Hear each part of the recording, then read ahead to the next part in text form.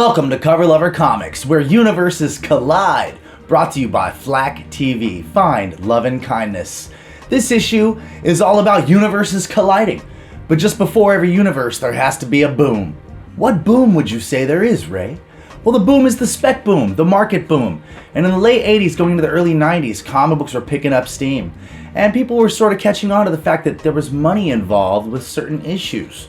However, this ended up on the stock market, and stock market people were giving tips saying that investing in comic books was just as good as gold and silver.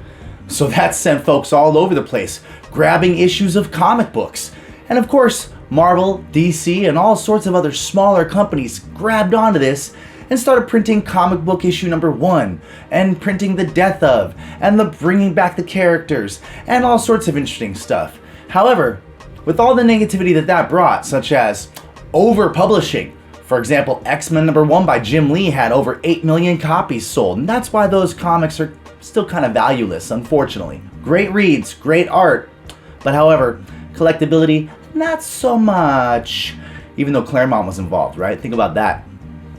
The positives on this is that the boom provided an opportunity for companies that were lesser known to come up with their own stuff, blow up, sell them, and actually get the IPs out. A couple of these companies that I really enjoyed, and I'm sure a lot of you guys did too, were Image and Valiant. Image Comics was pretty famous. They already had a lot of huge artists that came over from Marvel. But Valiant, they were still struggling along. They had some good artists, Barry Windsor Smith, Bob Layton's a legend, but they had a lot of really cool writers involved, which is what brought me in. Now, if you're not familiar with Valiant, we have to discuss this for a second before we move forward. Valiant had many characters. A lot of them were purchased by from Gold Key Comics, and Gold Key Comics had characters like Magnus Robot Fighter and Turok, Son of Stone, and Solar, Man of the Atom. These were characters that were sort of lesser known and fell into obscurity, so to say.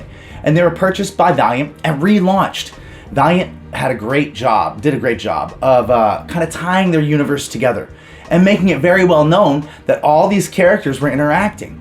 This was a group of brothers named Archer and Armstrong. They were sort of like Highlanders. They lived forever. And the cool thing about this book is that the cover is done by Frank Miller, which you really gotta like that. Frank Miller is a G.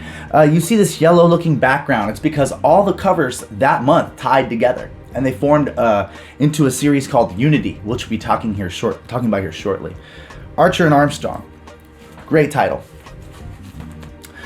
They also did Bloodshot, which, if you don't know who Bloodshot is, let me just tell you this much: it's definitely not Vin Diesel.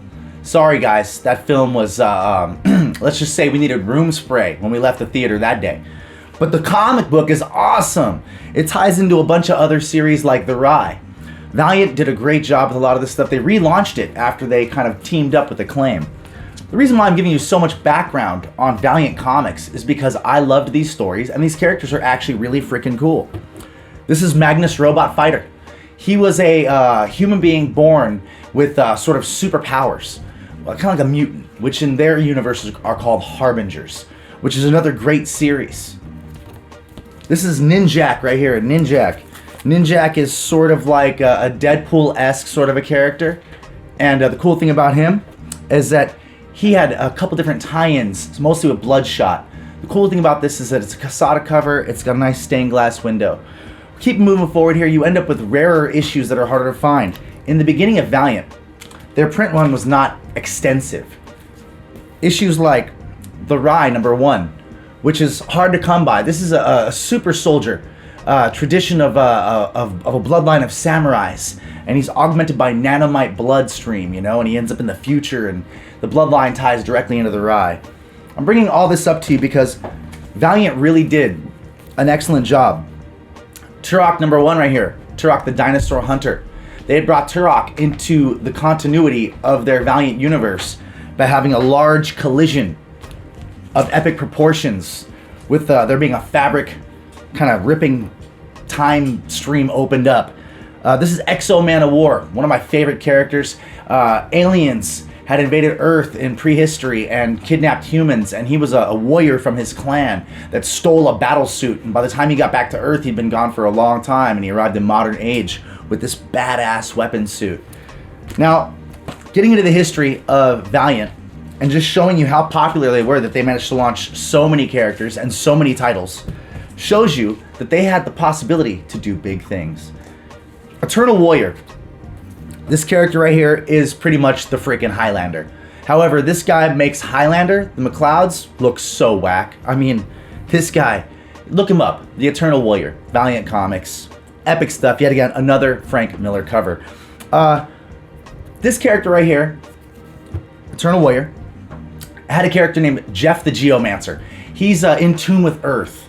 He's in tune with the vibrations and frequencies of the universe, so to speak. And he felt frequencies being disrupted. And there was a character named Solar, Man of the Atom, which you will see on the cover right here of this issue of Unity. As you see, time is not absolute, which is correct. So right off the bat, we're going into like the first or second year of this company, Valiant, and they're showing you right there, boom, we're opening up time streams, we're ripping the fabric of space and time and making all these characters collide, bringing them all into continuity. It was freaking sweet. Right here, boom, that is Solar Man of the Atom. He has a moment where he disperses time and rips open the time stream and ends up traveling through into the Image universe. Image, great company. One of the founders was Rob Liefeld, controversial artist, right? However, he had released the series Youngblood. And in Youngblood, they introduced many characters first here, before they were released in their own single series, such as Spawn and Shadowhawk and Prophet. And the reason I bring up Prophet is because Prophet is sort of in tune with things too, but he's more of a warrior instead of a pacifist like Jeff the Geomancer. This Youngblood series opened up the first appearance of Prophet, which was in issue number 2 of Youngblood. Great series. I highly enjoyed almost all of the Image stuff. The cool thing about Image is that they had a different perspective than Valiant Comics. Valiant Comics was about quality content as well as having art to accompany, whereas Image already had phenomenal art, and they were working on having better writing. Which, don't get me wrong, not all Image comics are written poorly. A lot of them are really, really fun. Now this opens up the marketing from the boom. This is where Image realizes that, my gosh, if we jump across the way here, we work with Valiant. We could probably bring them up, as well as take our books, which are selling tons of books, 500,000 copies, maybe even 1 million copies for things like Spawn and Youngblood. So Valiant reached across the way and they said, let's merge up and have a giant crossover where the universes collide. And they utilized Solar Man of the Atom and a character named Void from the Wildcats. Now, what we're going to talk about, folks, is a controversial series. When it came out, it was so heavily printed that it was ridiculous. Matters of fact, even weirder than that and more uncomfortable, is that if you're a reader following both companies like myself, where you love Image and you love Valiant and your mind's blown, you hear they're having a crossover and it's not even going to be numbered. Nope, it's not a 1, 2, 3 system, it's a color system. It's rated by color. And it's interesting because they really didn't release a sheet telling you the order of this color. You just kind of had to figure it out. And you were hoping that the release dates of these books would accompany that. However, that did not work out. So combined with the lack of information, the inconsistency in printing and getting them released, reading this series was a real pain in the eyeballs and also harder for your brain to comprehend. As I get into this, I'm going to let you know that the 1990s, yet again, was the era of heavy printing. So as much as this was publicized, I'm sure it was printed in the hundreds of thousands, if not millions. To this day, you can still find copies of certain issues of Deathmate floating in dollar bins, sometimes quarter bins, no joke. And some will actually be in full chunks that you can find, and you can pick out the best looking one. I bet you can get a 9/8 if you find yellow.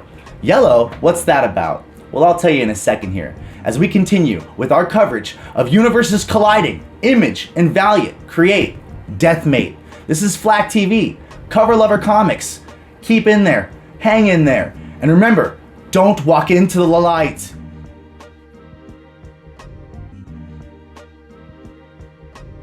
Welcome back from the Time Warp, coverlers. I hope you enjoyed your time out there in space, and I hope you took a second to go check out FLAKtv on YouTube and shoot a subscribe so you can be updated on all the new issues coming out. Talking about comics, talking about covers, talking about cover lover comics, you know. And right now we're also discussing Deathmate, the great crossover from 1993, where universes collide. Bigger, more epic than anything you'd ever thought was gonna happen. Bigger than any boom, bigger than any shelf could handle at the time, which is why these suckers are in dollar bins and quarter bins to this day. However, I still encourage you to read this crazy ride that was overpublished, overhyped, and I think under-enjoyed. So here we go. We've talked about Valiant, we've talked about Image, we've talked about the character of Solar Man of the Atom slipping in and out of space and time, and we've talked about Void slipping out of space and time. Now Void is a beautiful psychic who can also go in and out of space and time, and you know Solar's not a bad looking fella. Somehow they cross streams and they end up meeting. And they end up doing the do as you do when you're a superhero thing, doing your superhero thing, right? So, however, this is causing a ripple throughout time and space and a collision of epic proportions where the universes collide and you get Valiant characters and Image characters merging at the same space at the same time where things are happening, kind of like Marvel and DC's amalgam. They're getting merged together. So instead of the Wildcats and the Hardcore, you get Hard Cats, which is pretty sick. And I just enjoyed that. Now, this thing was just jumping. They had great artists like Jim Lee making appearances. You didn't really have any McFarlane or Larson, and I'm not going to get into the politics behind any of that stuff. However, look at this frickin' cover. This is the prologue. This is leading you into it. You'll notice a nice shiny silver color. That's what's up with these books. They all have a different color. They're not coded or in any kind of particular order. They're just colored, which is interesting because it was publicized or put out there that you could read them in any order. Yet, however, it's been proved through Wikipedia. And also, I'll just tell you, I was there. Dude, you gotta read these things in a certain order for them to make any freaking sense. Other than that, it's like you might as well just close one eye, read a panel, and then open the other eye, because it's gonna be that tough. It's gonna be a pain in the butt. However, what brought me in as a youngin', early guy, was the art and the potential for there to be great writing and great art, hoping that these companies were working together. I don't know if they did this separately, communicated much. In some ways, it doesn't seem like they did. They just had rough drafts. However, Deathmate, underappreciated. The prologue cover is super sick. You're gonna notice right there, at the bottom, boom, Jim frickin' Lee. Booyah, right? Gotta love Jim Lee. He's now editor-in-chief over at DC. This led directly into a preview issue, which is super hard to find. If you manage to come across that, shoot me a message. It's a green preview issue. It's pretty much the same book. It just has a green metallic cover to it, which is really hard to find. Honestly, I've never even seen one. This is Deathmate Red. I think this has a really cool Rob Liefeld cover. I mean, if you look at this, man, there's no way you can mistake that. That's just awesome right there. You got one of the main characters right there from Youngblood standing right next to Bloodshot. Pretty sick. This guy's name is Shaft, not to confuse with the Mac Daddy Pimp Private Eye.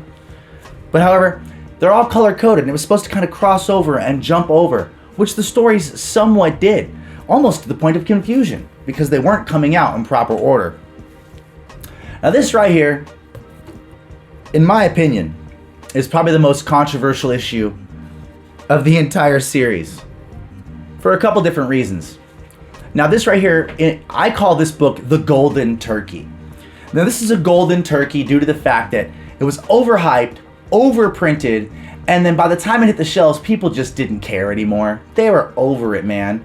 And they were like, the Valiant stuff's kind of so-so, and you kind of had to be die-hard to follow this thing through. So you ended up with chunks, giant-sized, full long boxes of Deathmate Yellow floating around the country. To this day, you can find them in some random town, or maybe even a Goodwill in your neighborhood where you can buy a chunk of them for like a couple bucks. The Golden Turkey. Why? Because it was a turkey, yet it was gold due to the fact that it made the companies a ton of bread, because I'm sure they sold these things off pretty quick, and potentially they were over-ordered. Anyways, you lead on, after you get from yellow, you end up in blue.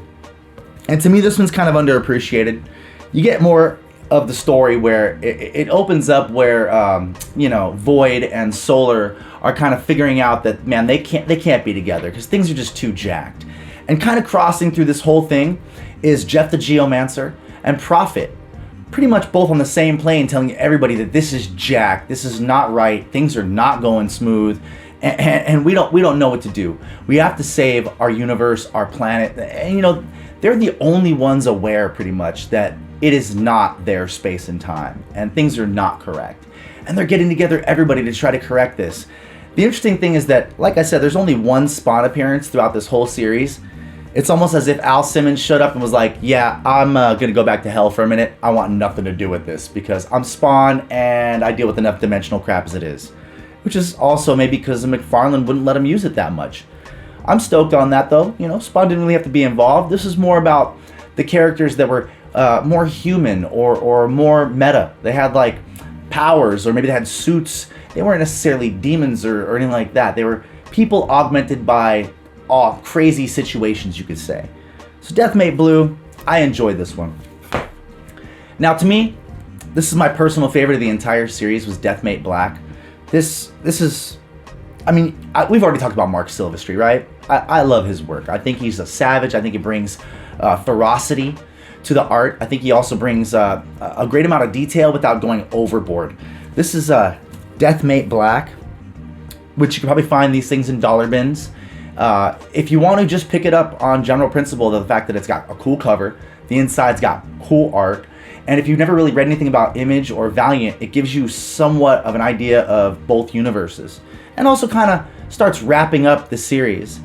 Deathmate, to me, underappreciated. I think I said it 3 times at this point, but I really want you to understand, Cover Lover Comics is not just about high-key, major-graded, $1,000 books. This is about the actual comic book experience. Things you'll come across from day to day. Could be worth $1, could be worth $0.25, could be worth $1,000. That's not what I'm about. I'm about reading, sharing, enjoying art, storylines. It's what got me into comic books in the first place. The purity of the situation. I have a choice to walk into some place and say, I want $1 million worth of comic books right now and buy a couple of them and be happy. Or I could have thousands of books, hundreds of thousands of books, and read them all and learn the history of amazing stories that I may never know. That's what I'm here to share. I'm going to wrap this up with you guys. We're going to get into the epilogue, which says enough as it is. Right here, we have a combo cover. Okay? This is Joe Quesada and Mark Silvestri working on the same cover. Fire cover. The interiors are a little different. They're mixed up, This is kind of a hodgepodge story wrapping up the entire storyline. By the time this thing came out, people were gassed, winded. You find these things everywhere. Most of the entire series, I'm sure if you found somebody online with the entire series, you could buy it for pretty cheap. So if you want to do it that way, do it that way. However, I'm a traditionalist.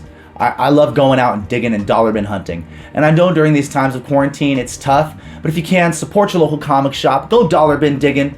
Go pull those Deathmates out of there. They'll be so happy you took them. And you will be too. Trust me, you will be too. I love this story because it wraps up sort of a loopy time stream love situation. It wraps up a lot of battles and violence that were being thrown across both universes. And in a way, the only characters at the end of this story that remember anything happened are Prophet and Jeff the Geomancer. But they go about mission accomplished, right? Because they corrected the time stream and Earth is back to its natural flow. And really to me, natural flow is where it's at. That's what I encourage you to do. Use your natural flow. Don't believe the hype like Chuck D in Public Enemy once said. Go out there and read what you like. Be a cover lover and choose just the covers. Get an artist that you back or a story that you back and get into that. But number one thing, find a comic shop you love. You don't have one locally, find one online. Support your local comic shop. In this time of small businesses, we all need to do that. It's important because the love of comic books has to be shared. It has to carry on. You can't have digital content. It's not the same. You can't feel it. You can't smell it. It's not the same. Get out there. Get digging. And remember, cover loving is not what it's all about. Find a story. Back it. Sometimes the cover brings you in. Sometimes the story keeps you there. For me, Deathmate kind of did a little bit of both. Remember, folks, This is Find Love and Kindness, FLAKtv. They're the ones bringing this whole show together. I'm Cover Lover Comics. I get to be your ringmaster, and hopefully we get to see you again soon in the funny books.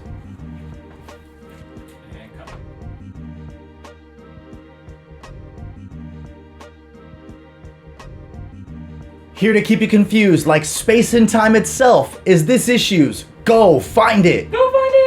Oh man, you know what a Go Find It is. If you don't by this time, here goes. A Go Find It is a comic book that may have been printed in the millions, may have been printed in the hundreds. It may be worth tons of loot, or you might just be out of luck. The cool thing is that I think it's kind of rare, and I want to share it with you. Today's Go Find It is Deathmate Black. Yeah, Ray, we already talked about this. Deathmate Black, we've seen the cover. However, I'm not talking about Deathmate Black. I'm talking about Deathmate Black Gold. The cool thing about Deathmate Black Gold, at least from what I'm to understand, is that there was only a certain amount of these things printed. So for every, I guess it was like 100 copies of Deathmate Black, there was a gold copy, maybe off on those numbers. However, you would just get these things shipped in a block, and it'd be up to the retailer or the person receiving this block shipment to go through those and pull out the gold copy. So to this day, sometimes people have chunks of these comics sitting together, mixed in with the other Deathmate Black covers, and they have no idea. The cool thing about it is it's harder to find due to the fact that it has the gold border instead of the traditional black border, and yet again, less printed. So it makes it a little bit more coveted. Now I do believe that the other Deathmate books had gold variants to them. However, I think this is the sweetest looking one. So this would almost make it a twofer, like a cover's choice and a Go Find It, wrapped up into one. So as you see, really kick-ass cover. Joe Quesada, Mark Silvestri, you really can't get much better than this. It truly is dollar bin gold. Deathmate Black Gold, that is. That's today's wonderful, fantastic attempt for you to have a chance to go out and go find it. Go find it! And don't forget, every time you get a chance to go to YouTube, check out FLAKtv. Subscribe, because if you haven't, you're going to be guessing, just like guessing what's in the next short box you're going to go through, or guessing what the next comic shop has in store for you. Instead, subscribe, and it's like having previews right in your own pocket. Check it out. This is Flak. Find Love and Kindness, and I'm Cover Lover Comics. We had to do this independently because we wanted to share our love for what we do with you. We got to do this, how can I say this, DIY. Do it yourselves. Our stands and everything until we get our finances straight. But we're doing the best we can to produce this thing low budget, like a horror film from the 80s. So if you love horror films, you love comic books, and you love crazy attempts to make things happen, support us on our Patreon. It's really one of the few ways that we can generate revenue before, I guess you could say, going media or whatever you want to have. But it's not about that. I prefer the interaction with you guys personally.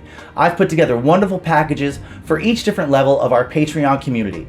Such surprises as comic books, custom-made boxes, interesting custom-made skateboards, and other goodie bags and specials. You know, specials have to be surprised, right?